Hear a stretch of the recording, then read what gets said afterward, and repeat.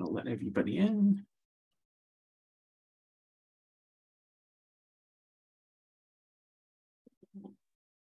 Good evening, everybody. We're going to get started in a couple of minutes. It's good to see everybody. Happy Monday. Just going to get started in a couple of minutes. Let people trickle in. Thank everybody for coming.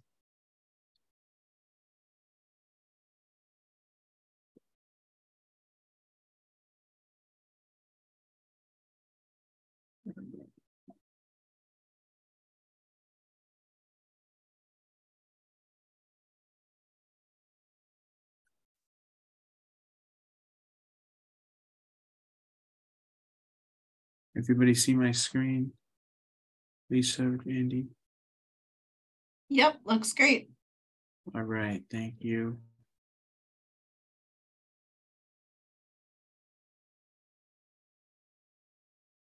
All right.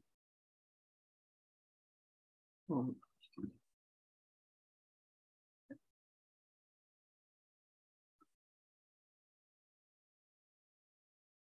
all right, I'm going to get started, and if people trickle in, they'll trickle in. Good evening, everybody. My name is Robert Kearns. I am the Climate Resilience Specialist here at the Charles River Watershed Association. I am joined by Brian Antonelli, the DPW Director for the Town of Wrentham, Rachel Benson, Director of Planning and Community Development for Town of Wrentham, as well as Lisa Kumpf, River Science and Restoration Program Manager for the Charles River Watershed Association, as well as Andrew Walker, Professional Hydrologist and Certified Flood Manager from Weston Sampson. At the project team here, just going to let somebody in and welcome and thank you all for coming tonight. First, want to start off by just doing a land acknowledgement and say that here at CRWA, we humbly recognize the Massachusetts, Wampanoag, Nipmuc nations as the past, present, and future caretakers of the land that work in the watershed carries across their traditional territory. We are committed to creating respectful engagements and relationships with Indigenous peoples and communities in our watershed to learn, uplift, and support the relationship with the river and the lands around it. We just want to start off with some ground rules for this meeting tonight. Thank you all for coming. Number one, this is an informational meeting. The purpose of this event is to learn more about the project and to answer questions that people may have. Please be respectful to the speakers and hold your questions for the Q&A section, as some questions may be answered in the presentations. Everybody is encouraged to participate and have an opportunity to ask questions via the chat. We ask that one person ask a question at a time, and staff will repeat questions from the chat into the record. If possible, please focus questions on the presentation and the results of the flood modeling. However, we will work best to answer questions either in the meeting or after the meeting in writing. And we'll be taking notes, and this meeting is being recorded. Excuse me. Before asking multiple questions, we ask that you refrain and let another person ask a question. And additionally, the project team may respectfully enforce the ground rules. Additionally, if you are having any technical issues, please call Lisa, my colleague, at 508-479-6489, or you can also chat Lisa or in the chat as well. All right. Just to start off with some context around the Commonwealth, there are over 3,000 dams here in Massachusetts, many of which are relics of the past in history and serve no purpose, similar to the Eagle Dam in Wrentham. And over the past 12 years, over 60 dams have removed in the Commonwealth, creating over 300 miles of free-flowing river and really infusing economic growth, creating 13 jobs for every $1 million spent on these projects. And these dots all signify all of the registered dams in the state and the different hazard classifications by color. I'm not going to really get into this too much, but as you know, we were seeing stronger storms and more intense rainfalls from a changing climate. And a lot of these dams, including Eagle Dam, were not designed for the storms we're seeing today and the future strong storms we're seeing tomorrow, from a, hydraulic and a water capacity. And you may be wondering, are dams generally bad for the environment? The answer is yes. They limit habitat space by segmenting and really holding two different areas, fragmenting ecosystems upstream and downstream of the dam. Additionally, they lead to increased temperatures upstream in the impounded mill pond area, as well as lower dissolved oxygen levels.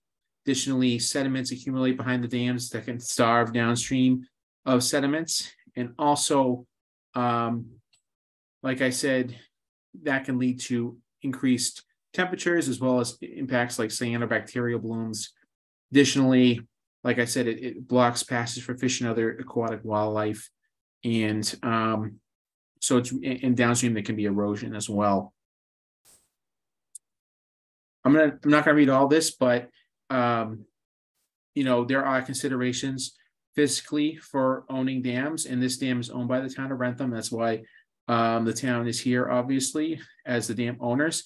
And with that, the taxpayers in Wrentham are liable as the owners for operations and maintenance of the dam. So the town's budget includes funding for operations and maintenance, as well as the town is on the hook for regular dam inspections every few years, and required to comply with dam safety regulations and standards, which is really what sort of got the project to this point. Additionally, dam removal is often less expensive than ongoing maintenance in perpetuity for these aging structures. And there's a lot of federal and state funding available, as listed on the slides here, for a one-time cost of dam removal and river restoration projects that have long-lasting benefits.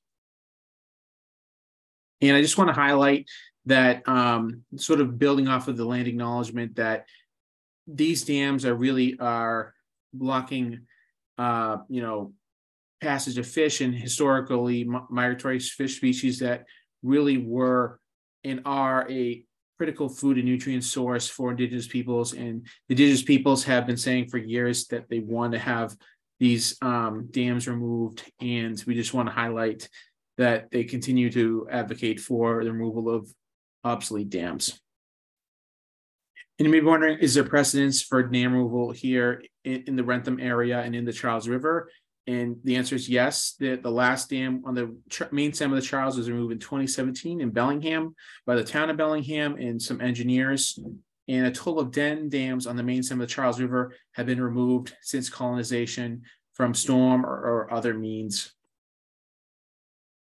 And I just wanted to highlight a project here in Massachusetts that has very similar, size of a dam, and as well as opportunities for river restoration to Eagle Dam in Wrentham. So this is up in Pepperell, Mass, north of Boston. And this is on the Sucker Brook, which is a cold water stream. And this was completed last year. And you can see some images before and after the dam removal here on Sucker Brook and Pepperell. So it was done by the project by the town of Pepperell. You can see that after the dam was removed, the stream was restored, and there was a lot of bordered vegetated wetlands, as well as wet meadow with a lot of native seed bank that has come back, as well as opportunities for native plantings in the former impoundment or land underwater. So this is a great example, and this is a publicly accessed trails. You can go see this up in Pepperell if people are interested. Honing in on Eagle Dam here in Wrentham, it's a low hazard potential structure in unsafe condition from the last dam safety inspection last year, owned by the town, as we all know. And some of the impacts that we're seeing with the dam is that there's trees and other vegetation growing on the embankment of the dam, as well as water flowing through the structure through seepage. And it's been identified by the town in their vulnerability preparedness program as a liability to the town financially, as well as a concern for public safety. I'm not going to read all this, but there's a timeline of Eagle Dam through the years. As I was saying, that there's a history of Atlantic salmon and other migratory fish migrating up into Wrentham from the ocean, in a history of industrial use with various mills on the site, as well as instances where the dam has previously been breached in storms. Additionally, in the project timeline, we've in the past, the town has worked with the ESS group and CRWA to do a feasibility study of potentially removing this dam. Now we're talking about further studies that have subsequently been taken. I wanted to highlight one of the worst floods on Eagle Brook in the past from a flooding of Eagle Dam. This was back in 1875. Eagle Dam breached, and this is downstream in Norfolk, Massachusetts, at the City Mills Dam and Factory. As you can see, there was extreme damage to this down in Norfolk, as well as the Franklin Line train service railroad was washed out as well. And the town of Norfolk has a plaque on City Mills by the pond there. And this picture is on there, as well as this description. And on the town's website, it mentions the dam breach in 1875 nearly drowned Edwin Alonzo Morse as he was swept away in a mass of mud, railroad ties, and rails before being rescued by Owen Shields, a railroad tracksman. So there's a history of Eagle Dam failing and having, potential loss of life. He was very lucky, but thankfully didn't perish. But there's this history of, hazards to this structure. And then also in the 70s, the dam was breached in the 60s, 1968 due to tree rot. Here's some pictures from the 70s after that dam breach. Here's some more pictures from the 70s after the dam was breached. Closer up. Here's the lower water levels after it was breached. This is honing in today. You may be wondering, is the dam just a spillway or what people have been calling the waterfall? And the answer is no. It includes the earthen embankment, which I talked about previously, which has a lot of trees on it. And the embankment is sort of the earthen part of the dam structure that holds water or impounds it behind it. And this is a sketch from the inspection report that shows the furthest extent of Eagle Dam, which includes about a 200-foot embankment, earthen part of the dam, as you can see here with the trees on it. And with the current dam safety standards, you cannot have trees on dams, so those trees and vegetation will have to be removed. Here's some images of the trees on there and some of the erosion. Some cracks in the spillway, and this is the seepage through the dam earthen structure, which is a sign of concern. Additionally, I just want to highlight some of the results from the first feasibility study, if you all have not seen this from previous meetings we've had. As part of that feasibility study, ESS group took sediment samples and sent it to a lab for analysis and did not find any concerns about contamination for public health or the environment within the impounded area of Eagle Dam, which is a really good sign. Additionally, after the feasibility study was taken, the town hired environmental partners to look at any impacts with regards to removing the dam would have to the town's water supply. And they found that there would not be any measurable impacts to the water supply wells. I know this has been a concern for residents. Additionally, the well source, the town's wells next to Eagle Dam source water from a large aquifer, which includes Lake Archer and Lake Pearl, as you can see in this image. Eagle Dam is just over here, but the whole aquifer where the water comes from all this purple area, which goes all the way out to 495 and beyond. It includes the large water bodies of, like I said, Lake Pearl and Lake Archer. Additionally, as part of this phase of the study, which Andy will talk about more, we worked with Weston and Sampson and their team to do further analysis to further enhance our Charles River flood model. And this Charles River flood model is a adjacent project that predicts and looks at where flooding happens today, but also into the future under different climate change scenarios, and identifies and tests nature-based solutions to how we can reduce these flooding impacts. And we're also looking at this model and looking at assessing stream crossings for fish and wildlife passage for more of the ecology aspect as well. And this is just some pictures from some of the assessments. These pictures were not from Eagle Brook, from other parts of the watershed, but this is an image from the phase 1 of the flood model looking at Eagle Brook. And I'm going to pass it off to Andy to talk a little bit more about this phase's impacts we've seen to Eagle Brook. I'll stop sharing my screen. Thank you, Robert.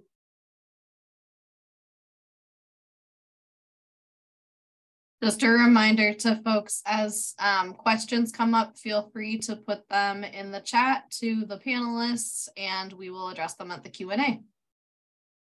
Thank you, Lisa. Great reminder. Okay. Can everybody see my screen? Yes, looks Thank great. you. Yeah, thanks for the introduction, Robert. Walker, hydrologist at Weston Sampson. Oversaw the development of the Charles River flood model, as well as updates made in support of this project. Focus about a 15-minute chat about what updates we made to the Charles River flood model in support of this project. What are the different scenarios we looked at, and what are the results? So, the whole sort of flood modeling project is focused, just to serve as a reminder, it's focused on potential impacts of dam removal on flooding and flood levels, both upstream and downstream of Eagle Dam.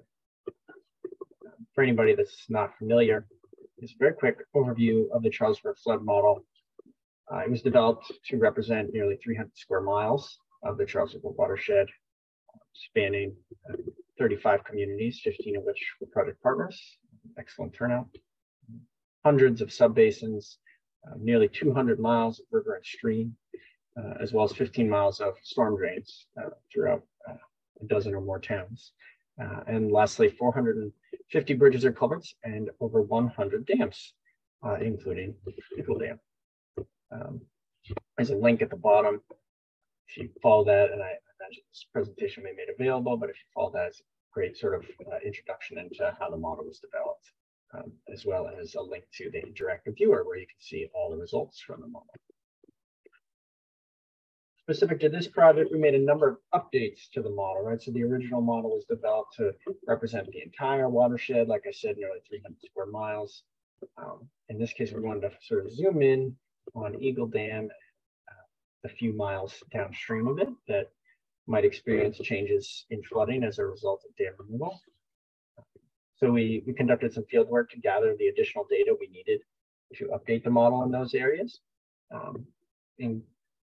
Updates made included, and I'll dive into some specifics here, but we updated not only the river channel itself, but the dams and bridges across it. We added more 2D mesh, right? So the bones of the model, so to speak, are sort of a series of junctions and conduits that carry the water downstream. But overlaid on top of that is this 2D mesh that shows where all the flooding will be and represents not only flood storage, but the movement of water down the floodplain. The 2D mesh is what is really useful. Andy, you're getting a little quiet again. Oh, sorry. Thank you. I'll speak louder. Is this better?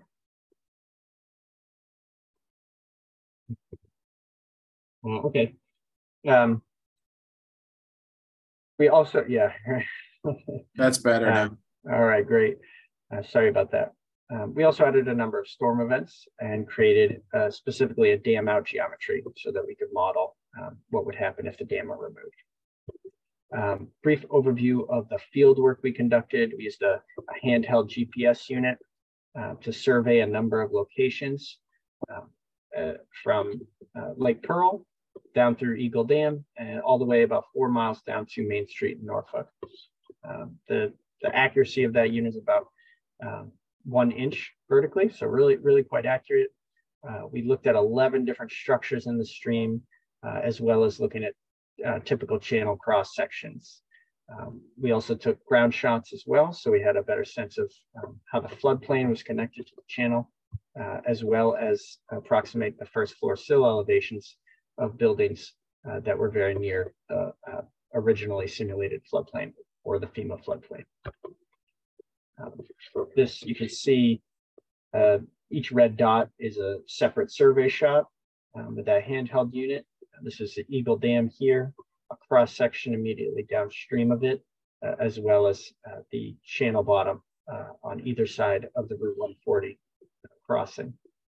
This area here is area 5 on the map. So you can see we not only did we take a bunch of shots in this area, but we were gathering data up at Lake Pearl and then all the way downstream to Main Street in Norfolk.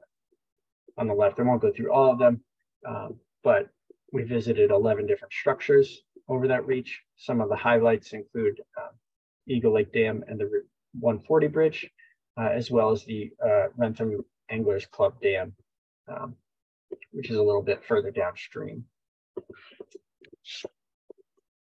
What updates did we make?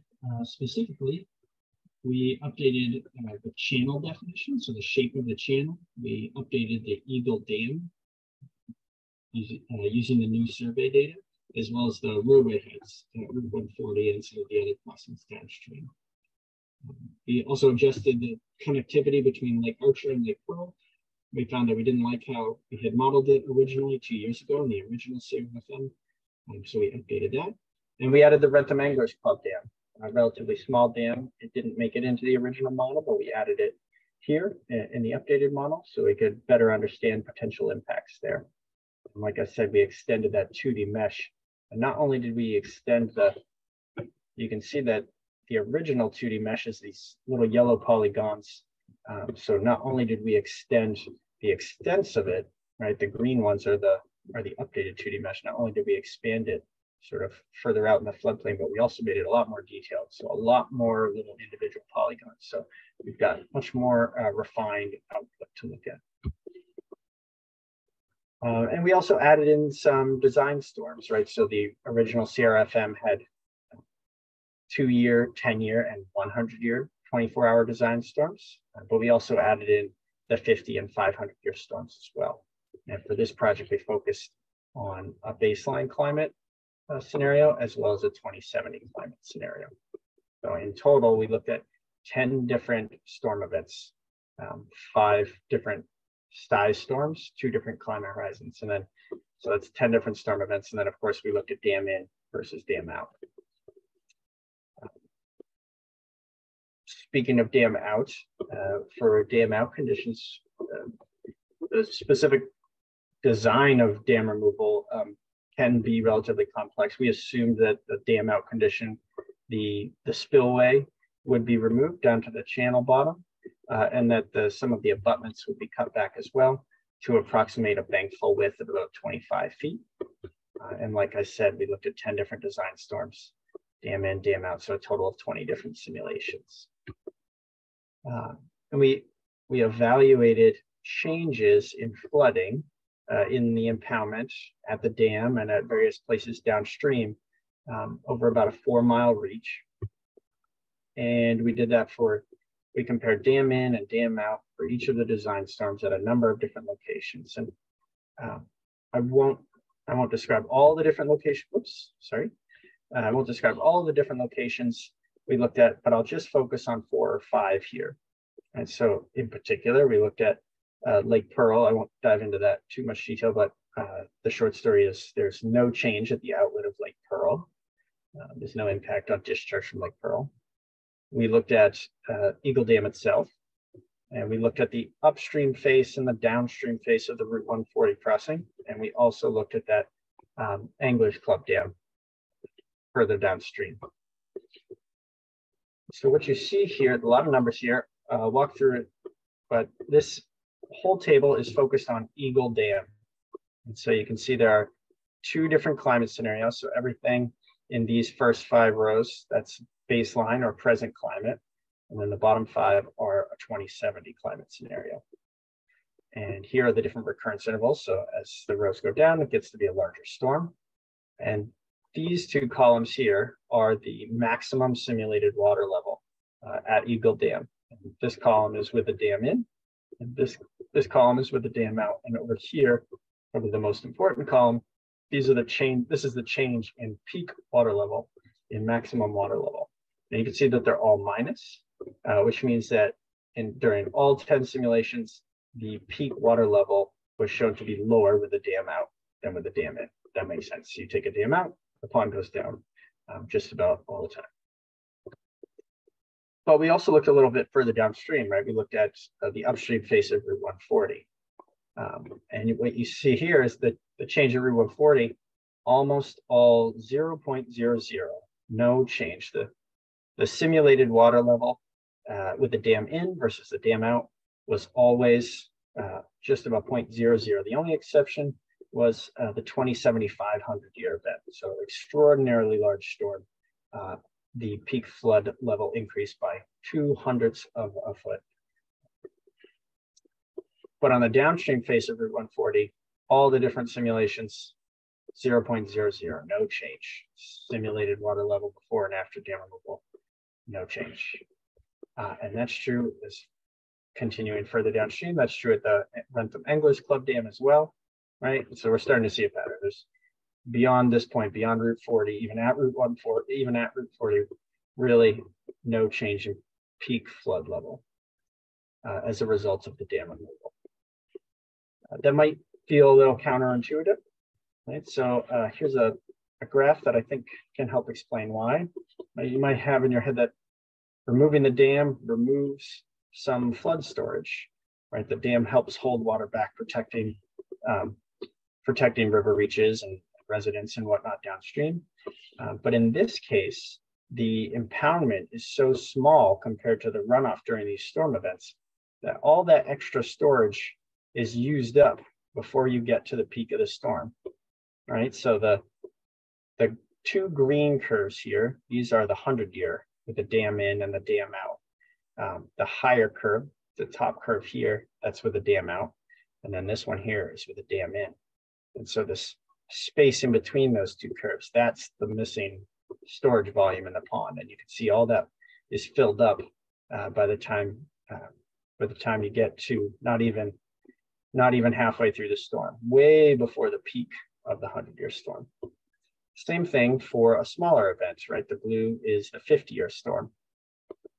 And so you can see same pattern, dam out, that flow rate is a little bit higher, a little bit sooner, but by the time, way before you get to the peak of the storm, that difference is gone. You can see they have the same flow rate in Eagle Brook at the peak of the storm for the smaller event as well. And that's true for all 5 occurrence intervals we looked at, both climate scenarios.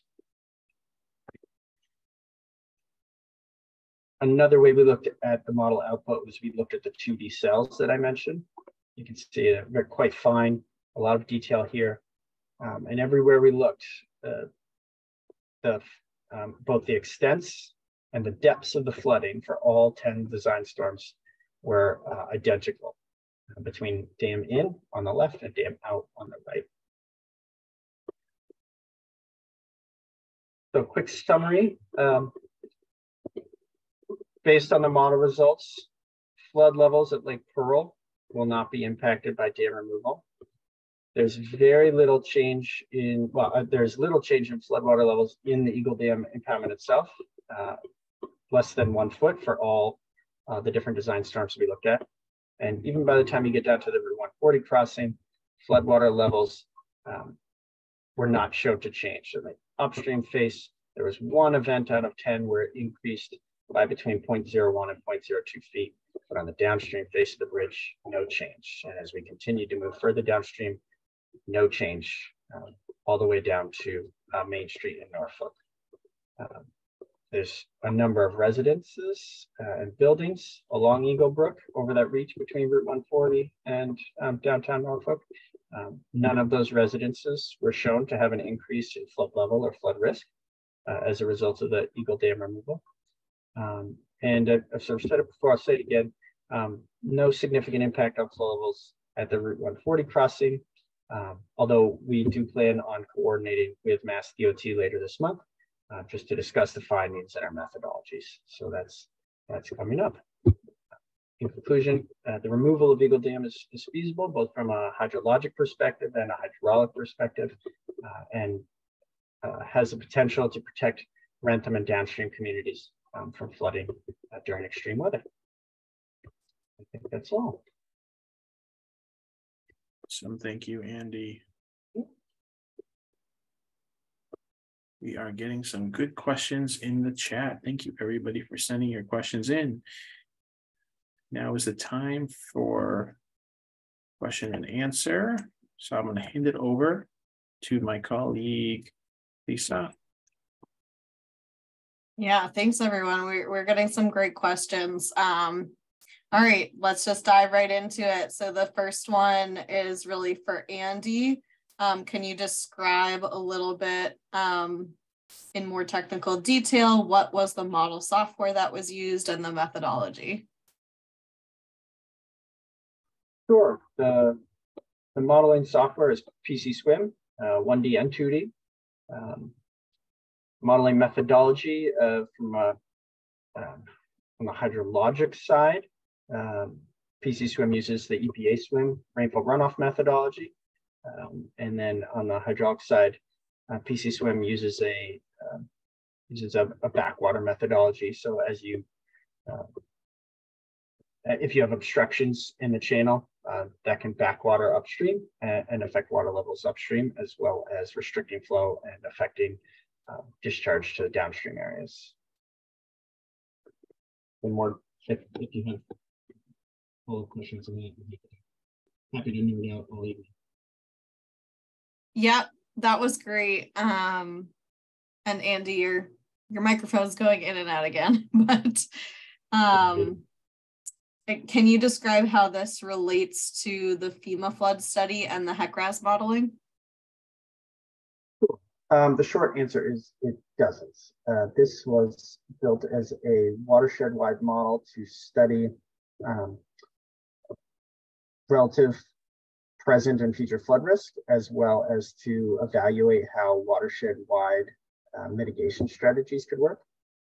The model has been adapted a number of times to evaluate the benefits or costs of sort of hydraulic costs of a number of different projects in the member communities, including the Eagle Dam removal. And so it's a flood model. It is focused on understanding what's happening in the Charles River and its tributaries during flood events. So it's not like HECRAS in that it can study. It's not great at studying low flow conditions. Certainly not the way this particular model was built. As far as FEMA goes, FEMA uses a different methodology and different software, and they have different assumptions so that they're sort of standardized across the country. So we tended to use both the software that's potentially more popular in the Northeast. We use methodologies that are standard in Massachusetts, and we used assumptions that were appropriate for this particular watershed. A little bit of apples and oranges. Awesome, thank you. Question for Robert. Would there, I'm assuming that this means in the case of dam removal, would there be any significant improvement in habitat and fisheries? That's a good question. We see that there would be a habitat improvement to fisheries and wildlife. Right now, the Eagle Dam is an impediment to any fish trying to get in between those two structures and below Route 140. There is obviously the Anglers Club Dam downstream, but there is priority habitat for some priority species within the Eagle Dam impoundment, as well as Lake Pearl, as well as downstream of Eagle Dam and Route 140. So we would hope and would design this to have aquatic connectivity for those species between the downstream reach of their priority habitat up into Eagle Dam. So it would be a benefit to aquatic connectivity and wildlife connectivity just in the Eagle Dam or in the Eagle Brook area by Eagle Dam. If that makes sense. It's not like the first dam. It's not like it's different than like Watertown Dam, which is like the first dam from the ocean, but we still would see benefits locally. Great. I believe that's all the questions that have come through to me at the moment, but let's give everyone a few minutes to write in with any others.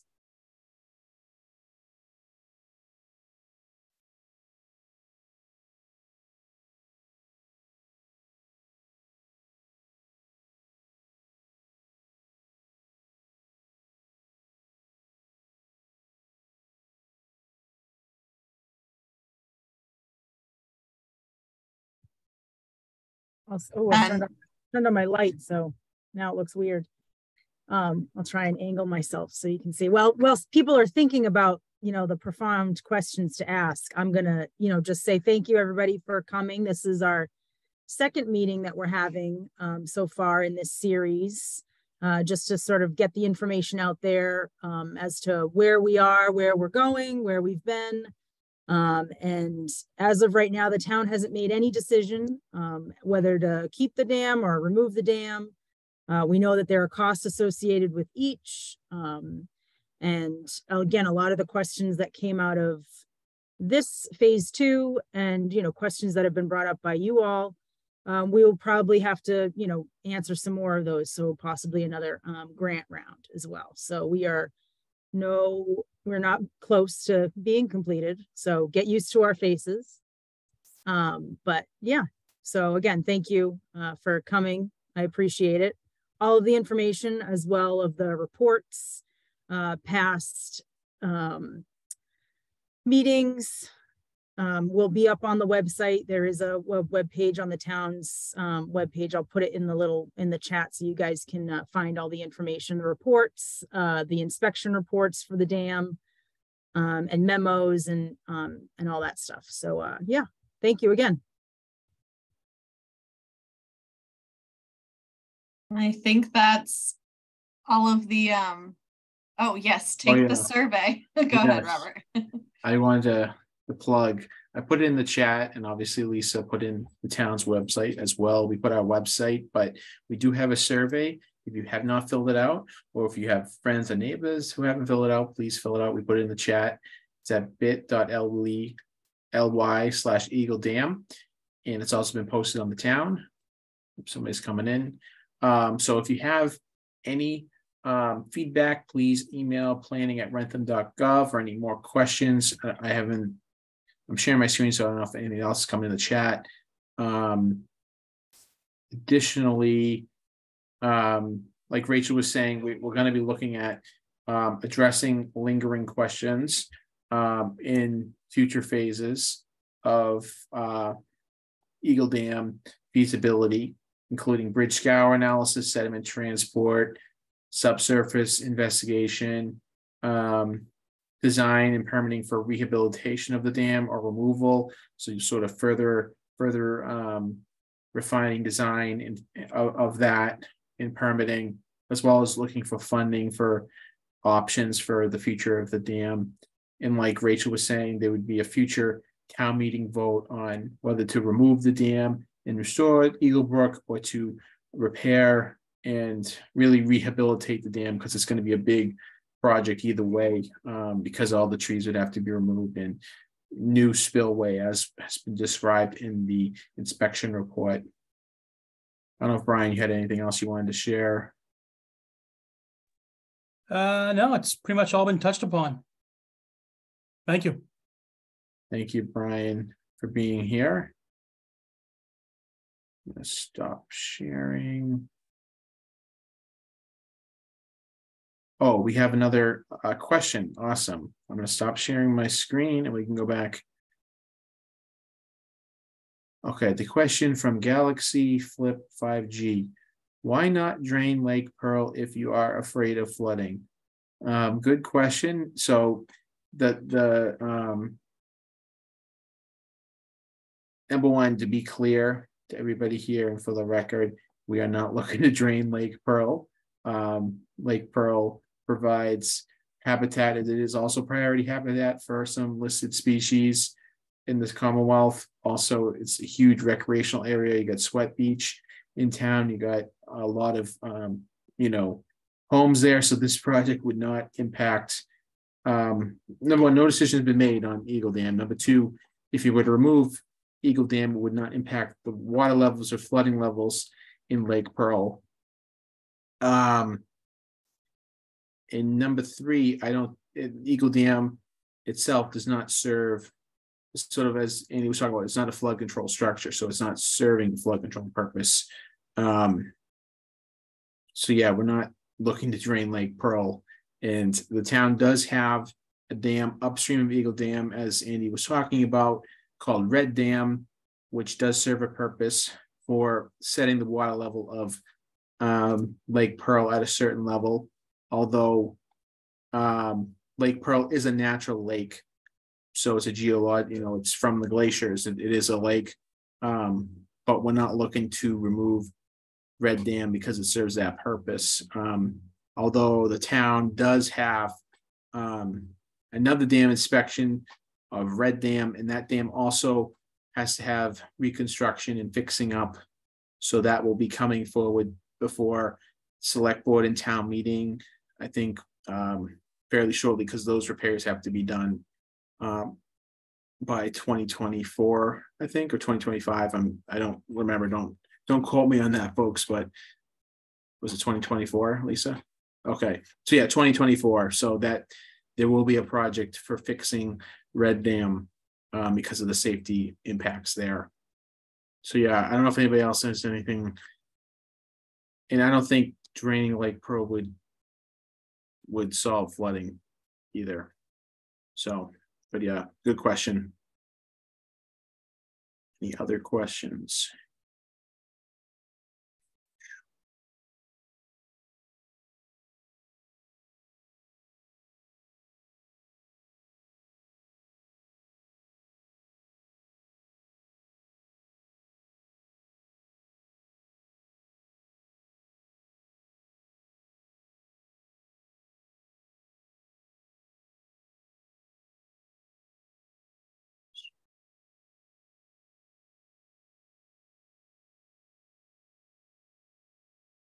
If there's no other questions, do you want to say a few parting words, Robert?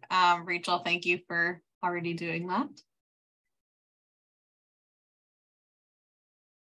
Sure, I could just say thank you all for coming. Like I said, we will be, number one, posting this record. Sorry, I just saw Rachel's message. If you have any further questions, please email the town at planning@wrentham.gov. Additionally, please fill out the survey and let your friends and neighbors know, family members know about the survey. I think we had over 70 respondents last time I checked a couple of weeks ago. So I think the numbers will be continually going up. We will be compiling frequently asked questions. We've been working on it. The slides will be provided on the town website and CRWA's website, as well as recording from this meeting, as well as previous meetings. Additionally, we will be having another meeting on Thursday. So if you have any friends and neighbors who were unable to make tonight's meeting, we will be talking about the same things on Thursday. So if you were scheduled to come Thursday and you have more questions, feel free to come then.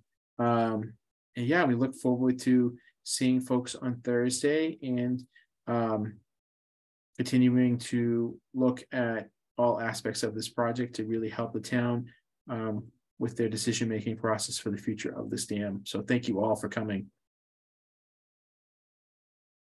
Thank you.